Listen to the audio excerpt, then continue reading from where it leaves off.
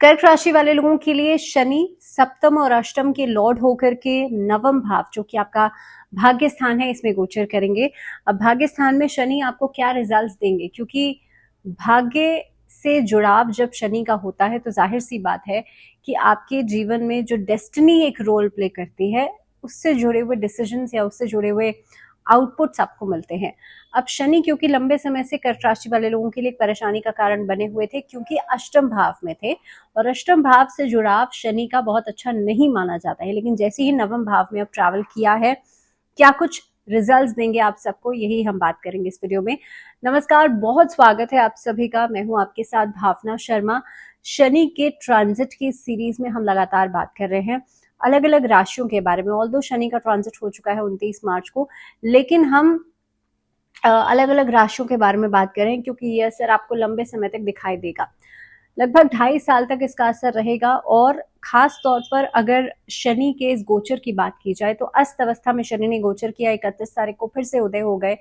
अब वक्री भी होने जाएंगे लगभग इसी साल के अंदर, जो कि नवंबर के महीने में फिर से डायरेक्ट हो जाएंगे। तो ये पूरा ट्रांजिट का फेज कैसा रहेगा आप सबके लिए। कर्क राशि वाले लोगों के लिए मुख्यतः हम बात कर रहे हैं इस वीडियो में। अब कर्क राशि चंद्रमा की राशि है। चंद्रमा जो है उसका अपने आप में एक ट्रेट होता है कि अनस्टेबिलिटी। इसीलिए कर्क राशि वाले लोगों के लिए एक ट्रेट उनके अंदर भी होता है कि मूड स्विंग्स या बहुत ज्यादा इमोशनल होते हैं, छोटी छोटी बातों पर रिएक्ट करते हैं। अब कर्क राशि वाले लोगों के लिए जो शनि है वो 7th और 8th हाउस के लॉर्ड होकर के आपके लिए नवम भाव में गोचर करने जा रहे हैं। नवम भाव क्योंकि भाग्य स्थान है आपका, यहीं से आप बहुत सारी चीजों को देखते हैं, आपका भाग्य देखते हैं, आप कितने ज्यादा स्पिरिचुअली कनेक्टेड हैं, ये सब चीजें देखी जाती हैं। इसके अलावा कंटक शनि की चुनौतीपूर्ण अवधि जो है ये यहाँ पर खत्म होती है और आपके जीवन में जितनी भी परेशानियां अभी तक आ रही थी उसका एक एंडिंग पॉइंट यहाँ पे आता हुआ नजर आएगा। तो एक कहीं ना कहीं पे गुड न्यूज है कर्क राशि वाले लोगों के लिए। इस अवधि में जो भी आप कामकाज कर रहे थे, चाहे व्यवसायिक रूप से, नौकरी पेशा लोगों के लिए, हर तरह से आपको आउटपुट मिलना शुरू हो जाएगा जो कि अभी तक नहीं मिल पा रहा था। दूसरी बात यह है क्योंकि शनि देखिए सप्तम के लॉर्ड भी हैं। सबसे पहले अगर वर्किंग अपॉर्चुनिटीज की बात की जाए तो जो अभी तक चैलेंजेस के रूप में आप जैसे देख रहे थे, या मान लीजिए आप बहुत मेहनत कर रहे थे किसी प्रोजेक्ट के लिए लेकिन वहां से आपको आउटपुट नहीं मिल पा रहा था, अब ये जो फेज ऐसा रहेगा, जैसे ही कर्क राशि वाले लोगों के लिए नवम भाव में मूव करेंगे वैसे ही आपको आउटपुट मिलना शुरू हो जाएगा। व्यवसायिक यात्राएं अगर करते हैं तो वहां से आपको सफलता जरूर मिलेगी। नौकरी पेशा लोगों के लिए अगर नौकरी बदलने के बारे में सोच रहे हैं तो now this is the time. 1 से 1.5 साल का जो समय रहेगा, सिर्फ जब शनि रेट्रोग्रेड हो जाएंगे उस अवधि को नहीं चुनिएगा, लेकिन हाँ ओवरऑल अगर देखा जाए तो समय आपके लिए बेहतर रहेगा। जुलाई से नवंबर के फेज आप अगर बात की जाए तो उस पीरियड में चेंजेस नहीं कीजिएगा, लेकिन जुलाई से पहले पहले आप नौकरी के बदलाव की जो एक प्लानिंग है वो डेफिनेटली कर सकते हैं। इसके अलावा इस अवधि के अंदर आपके लिए लंबी दूरी की यात्राएं, मान लीजिए आप एक जगह से दूसरी जगह शिफ्टिंग करना चाहते हैं फॉर योर जॉब, वो उस लिहाज से बहुत बढ़िया रहेगा इस समय, क्योंकि 7th हाउस के लॉर्ड है और 7th हाउस जो होता है वो आपके लिए जीवन साथी का भी होता है, यानी कि आपकी मैरिज का भी होता है।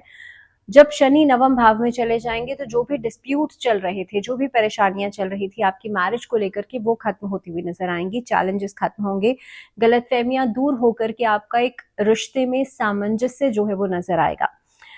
सेकेंडली, इस अवधि के अंदर अचानक से आप देखेंगे ऑल ऑफ अ सडन होगा, क्योंकि शनि अभी तक अष्टम में मूव कर रहे थे तो खर्चों को बढ़ाया हुआ था, लेकिन अब होगा ये कि जैसे ही शनि आपके नवम भाव में आएंगे आपकी जो वित्तीय स्थिति है, यानी कि आपके जो फाइनेंसेस हैं उसको बेहतर कर देंगे।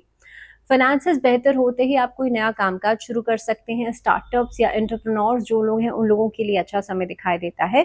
तो वित्तीय स्थिति जो है वो बेहतर होगी। अचानक से आपका कोई अटका हुआ पैसा पुराने लंबे समय से वो आपको मिल सकता है, तो पैसों से जुड़ा हुआ जो फायदा है वो आपके लिए नजर आता है। लेकिन साथ ही साथ में आप लोगों को कुछ ऐसे लोगों से सावधान रहना चाहिए जिनसे मान लीजिए आपका एक अच्छा तालमेल नहीं बन पाता। हालांकि इस अवधि में होगा ये कि आपके लिए बेहतर परिस्थितियां बनेंगी, लोगों से तालमेल अच्छा बनेगा, लेकिन फिर भी जिन लोगों के साथ आपकी अच्छी बॉन्डिंग नहीं है उनसे थोड़ा सा सतर्क रहने की जरूरत है। अब जुलाई से नवंबर तक का फेज ऐसा फेज है जिसमें कि शनि फिर से वक्री हो जाएंगे। वक्री होकर के नवंबर में फिर से मार्गी होंगे लगभग 28 नवंबर को। लेकिन इस फेज के अंदर आपको बहुत ज्यादा सावधान रहने की जरूरत है, क्योंकि हेल्थ एक ऐसा एस्पेक्ट है जिसे हम इग्नोर नहीं कर सकते। अब हेल्थ एस्पेक्ट से देखा जाए तो ये जो समय रहेगा जुलाई से नवंबर तक का, आपको सेहत के प्रति बहुत ज्यादा सावधानी बरतनी है। अगर आप अपनी फिटनेस का ध्यान नहीं रखते हैं, मान लीजिए आप एक्सरसाइज नहीं करते हैं, आप रूटीन फॉलो नहीं करते हैं, आप खाना उल्टा सीधा खा लेते हैं, तो ये मान के चलिए कि इस अवधि में आपको हेल्थ इश्यूज हो सकते हैं।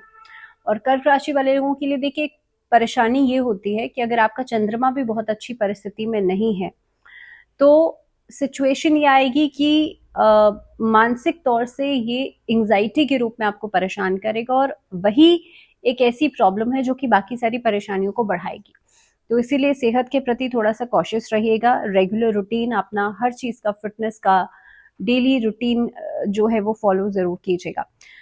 अब इस अवधि के बाद आपके लिए फिर से परिस्थितियां बेहतर होंगी। अब देखिए शनि जो है नवम भाव में बैठ करके, एक अच्छी बात कर्क राशि वाले लोगों के लिए ये है, क्योंकि अगर हम दृष्टि की बात करें तो एक दृष्टि आपकी एकादश भाव पर है जो कि लाभ स्थान है, जो कि हम यहाँ से ये देखते हैं कि आप कितना एलिवेट करेंगे अपनी लाइफ में, आप कितना ऊंचा जा सकते हैं। तो एक दृष्टि यहाँ पर जाती है, दूसरी दृष्टि शनि की तृतीय भाव पर जाती है, और तीसरी दृष्टि जाती है छठे भाव पर। अब देखिए एकादश भाव पे जब दृष्टि डालेंगे तो डेफिनेटली आपको ऊंचाइयों तक पहुंचाएंगे। आपने मेहनत जो की होगी उसके रिस्पॉन्सेज या उसका आउटपुट आपको मिलेगा। पहली बात, इस अवधि में कुछ नया काम शुरू हो सकता है, कोई नया स्टार्टअप शुरू हो सकता है, और खास तौर पे जो लोग या जो बच्चे अभी पढ़ाई करके निकले हैं, फ्रेशर्स ने कुछ नया काम शुरू करना चाहते हैं, उनके लिए स्टार्टअप्स के लिए बहुत अच्छा समय रहेगा। जुलाई के महीने को अवॉइड कीजिएगा, जुलाई से नवंबर के महीने को अवॉइड कीजिएगा, लेकिन ओवरऑल अगर देखा जाए तो ये अच्छा समय रहेगा। दूसरी बात, तृतीय भाव क्योंकि पराक्रम का भाव है। अच्छा, एक और चीज, क्योंकि अब देखिए आप लोगों के लिए क्योंकि एक आदर्श भाव पे दृष्टि है तो लंबी दूरी की यात्राएं बहुत अच्छी रहेंगी इस अवधि में। टूर एंड ट्रैवल का काम, इस अवधि में जो लोग मार्केटिंग के काम से जुड़े हुए हैं, इनफैक्ट सेल्स के काम से जुड़े हुए हैं, या फिर ऑयल रिफाइनरीज इस तरह का कोई काम है आपका, या फिर आप गवर्नमेंट सेक्टर में कहीं पर हैं, क्योंकि सूर्य भी अभी नवम भाव में ही रहेंगे फॉर अ मंथ, तो आप लोगों के लिए अच्छा समय दिखाई देता है। एक उचित तालमेल आपके सरकारी विभाग में नजर आएगी। इनफैक्ट इस अवधि में जो इस विभाग से जो लोग जुड़े हुए हैं उन लोगों के लिए कहीं पर पुरस्कृत किया जा सकता है, आपको कहीं पर मान सम्मान मिल सकता है। तो ओवरऑल अगर देखा जाए तो समय अच्छा रहेगा। इसके बाद जैसे मैंने कहा कि एक दृष्टि एकादश भाव पे, दूसरी दृष्टि पड़ती है आपके लिए थर्ड हाउस पे। थर्ड हाउस जो होता है वो पराक्रम का भाव है। अब अभी मंगल जो हैं वो नीच के हो चुके हैं कर्क राशि में, और ये जो परिस्थिति बनती है खास तौर पे 5-5 ग्रह ये इस टाइम पीरियड में नवम भाव में रहेंगे। सूर्य और शनि तो हैं ही, शुक्र बुध हैं, राहु है, तो मई के महीने तक ये परिस्थिति बनी रहेगी। पंचग्रही योग बना रहेगा। बीच बीच में जब चंद्रमा आएंगे तो 6 ग्रहों का योग भी बनेगा, क्योंकि हर 2.5 दिन में चंद्रमा अपनी चाल बदलते हैं। अब ये जो ओवरऑल सिचुएशन बनती है, देखिए इस टाइम पीरियड में जो पराक्रम भाव पे दृष्टि डालेंगे शनि, तो ये आपके लिए कुछ नई प्लानिंग्स करवा सकती है, किसी जगह इन्वेस्टमेंट्स करवा सकती है। इन्वेस्टमेंट्स आपकी हालांकि सक्सेसफुल रहेंगी, लेकिन रिस्क लेकर के काम नहीं कीजिएगा। शेयर मार्केट से थोड़ा सा आपको बचने की जरूरत है ओवरऑल इस 3 से 4 महीने के अंदर। अदरवाइज तो तृतीय भाव पे दृष्टि आपके लिए कोई मांगलिक कार्य भी करवा सकती है। इसके साथ साथ एक दृष्टि छठे भाव पे पड़ेगी, जिसकी वजह से आप देखेंगे शत्रु जो हैं उस पर आपकी विजय निश्चित रहेगी। इस अवधि में आसपास के ऐसे लोग जो कि मैनिपुलेट करते हैं, ऐसे लोग खत्म होंगे और आप ही उनको पहचान करके अपनी लाइफ से आउट करेंगे। तो ये छठे भाव पे दृष्टि इस तरफ इशारा करती है। दूसरी बात, इस अवधि में आप लोग सेहत के प्रति इश्यूज आएंगे, लेकिन वो बहुत जल्दी रिजॉल्व आउट भी हो जाएंगे। आपकी आय में वृद्धि होगी, आपकी जो इनकम सोर्सेज हैं वो बढ़ेंगी। दूसरी बात, आपने जो सोचा हुआ है, जो प्लान किया हुआ है, उसे बहुत स्ट्रैटेजिकली आप कंप्लीट करेंगे, और पैसों के लिहाज से भी अप्रत्याशित लाभ इस अवधि में नजर आता है। शेयर मार्केट में निवेश जो लोग रेगुलरली करते हैं उनके लिए रेगुलर इंटरवल्स पे 2 से 3 महीने तक बहुत अच्छा नहीं है, और खासतौर पे जुलाई से ऑनवर्ड्स थोड़ा सा ध्यान रखिएगा। लेकिन ओवरऑल अगर देखा जाए तो शनि का यहाँ पर ट्रांजिट, नवम भाव में ट्रांजिट आपको शेयर मार्केट से लाभ ही दिलाएगा, नुकसान नहीं करेगा। इसके अलावा फादर की हेल्थ की थोड़ी सी चिंताएं रह सकती हैं, इसलिए फादर की हेल्थ का ध्यान रखिएगा। इन ऑल अगर देखा जाए तो शनि का ये ट्रांजिट आपके लिए बहुत सारी नई रिस्पॉन्सिबिलिटीज लेकर के आएगा, लेकिन साथ ही साथ में आपके लिए एक नई पोजीशन होल्ड करवा सकता है, सरकारी विभाग में कोई नया ओहदा दिलवा सकता है, मान सम्मान में वृद्धि करवा सकता है। तो कुल मिलाकर के बेहतर ही रहेगा। क्या उपाय किया जा सकता है? शिवलिंग पर काले तिल अर्पित कीजिएगा और साथ ही में शिवलिंग पर बेलपत्र अर्पित कीजिएगा। ऐसा करने से होगा ये कि आपके जो इश्यूज हैं, जो चैलेंजेस हैं, जो लंबे समय से आप लोग फेस कर रहे थे और अभी तक रिजॉल्व नहीं हो पा रहे थे, ये सभी खत्म होंगे। इसी के साथ साथ सोमवार और फ्राइडे के दिन, ये 2 दिन, सोमवार और शुक्रवार, ये 2 दिन आप लोग शिव चालीसा का पाठ कीजिएगा और शनिवार के दिन शनि चालीसा का पाठ कीजिएगा। तो इसी के साथ इस वीडियो में फिलहाल इतना ही। दीजिए इजाजत, आप लोग जुड़े रहिए चैनल के साथ। अगली वीडियो में हम ऑलरेडी आई थिंक बात कर चुके हैं सिंह राशि वाले लोगों के लिए, लियोज के लिए ऑलरेडी अपलोड हो चुका है। तो इसी के साथ फिलहाल दीजिए इजाजत, नमस्कार।